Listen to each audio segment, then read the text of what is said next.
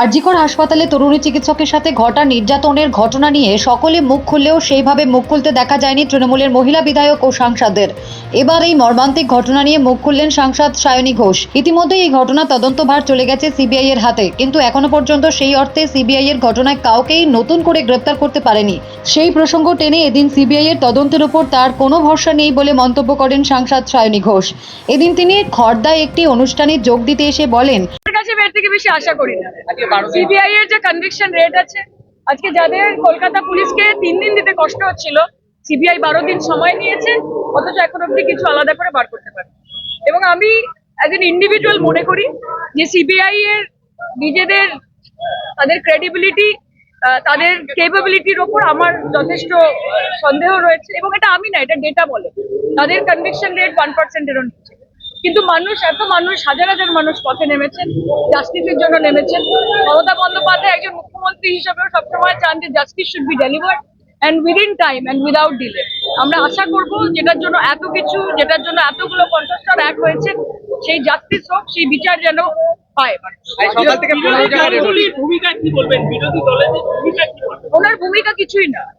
বিরোধী দল বলে প্রথম কথা পশ্চিমবঙ্গে কিছু নেই, এবং যারা রয়েছেন তারা শুধুমাত্র রাজনৈতিক উদ্দেশ্য প্রণোদিত ভাবে মমতা বন্দ্যোপাধ্যায়কে কালিমালিপ্ত করার চেষ্টা করছে। মানুষকে একটা জিনিস বুঝতে হবে, আজকে কোনো মুখ্যমন্ত্রী চান না যে তার শাসনকালে তার রাজ্যে এরকম ঘটনা ঘটবে। এবং যেখানে মমতা বন্দ্যোপাধ্যায় তিনি মহিলাদের, মা বোনেদের সরকার চালান, এটা আমরা বলি না, এটা গোটা দেশের এনসিআরবি রেকর্ড বলে যে কলকাতা হচ্ছে সর্বপ্রথম ইন ওমেন সেফটি। এটা নরেন্দ্র মোদীর কেন্দ্রীয় সরকারের ডেটা বলে। আমাদের কাউকে কিছু বলার নেই। একটা ঘটনা ঘটেছে, আমরা প্রত্যেকে শোকাহত, আমরা মর্মাহত, এবং আমরাও প্রথম দিন থেকে বিচার চাই। আমি সুপ্রিম কোর্টের লাগাতার অর্ডার এবং রিকোয়েস্টের পরেও আমি ডাক্তারদের জানি না, আমি জানি I stand in solidarity with them. ওনারা যে দাবি করছেন সেটা একদম ন্যায্য। কিন্তু আমরা আজকে ব্লাড ডোনেশন ক্যাম্পে এসেছি, এই মঞ্চে দাঁড়িয়ে রামকৃষ্ণ মিশনের মহারাজও বলেছেন, আমিও বলেছি যে সেবাই হচ্ছে পরম ধর্ম।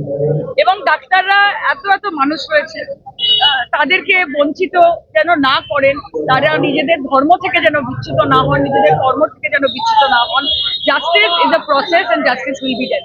অপরদিকে এদিনের এই অনুষ্ঠানে উপস্থিত ছিলেন কৃষিমন্ত্রী শোভনদেব চট্টোপাধ্যায়। তিনিও এদিন আরজিকর হাসপাতালের কাণ্ড নিয়ে বিস্ফোরক মন্তব্য দাবি করেন। দেখুন, জাস্টিস আমিও চাই। আমি মেয়েটির বাড়িতে গিয়েছিলাম, আমার দুঃখে বুক ফেটে গিয়েছিল যে এইভাবে একটা মেয়ে মারা চলে গেল আমাদের কাছ থেকে। এবং আমি এটাও মনে করি যেটা বড় একটা চক্রান্তের শিকার তিনি, মেয়েটি আমাদের খুব বড় চক্রান্তের, এবং সেই চক্রান্তটা তৈরি হয়েছিল হসপিটালের ভেতর থেকে। আজকে সেই থেকে সিবিআই বার করুক, মমতা তো চেয়েছিল আমরা করি, আমরা না বললে সিবিআই করুক। সিবিআই নিয়েছে, সিবিআই কেও চাইছি আমরা যে তারা যেন দৃঢ়তার সঙ্গে এই ব্যাপারটা করে। তো এর ইফেক্টটা সারা ভারতবর্ষ রয়েছে, সারা ভারতবর্ষ রয়েছে। আমরা চাই, যদিও এটাও ঠিক যে সারা ভারতবর্ষে প্রতি 15 মিনিটে একটা করে ধর্ষণ হচ্ছে বিভিন্ন রাজ্যে, সেগুলোও তো খারাপ। কড়া আইন চাই। আর তার সঙ্গে সঙ্গে আপনাদের মাধ্যমে আমার ডাক্তার ভাই বোনেদের কাছে বলি, আমার সন্তানের সমান। ভাই বোন কি বলবে, আমার সন্তানের সমান। তাদেরকে বলবো আমরা যে আপনারা আন্দোলন করুন, আমরাও আন্দোলন থেকে উঠে এসেছি। আন্দোলন করুন, জাস্টিস চাইছেন, জাস্টিস চান, আমরা আপনাদের সঙ্গে আছি, আপনাদের সঙ্গে সহমত। আমরা শুধু একটা অনুরোধ আপনাদের, যেসব দুস্থ মানুষ যাদের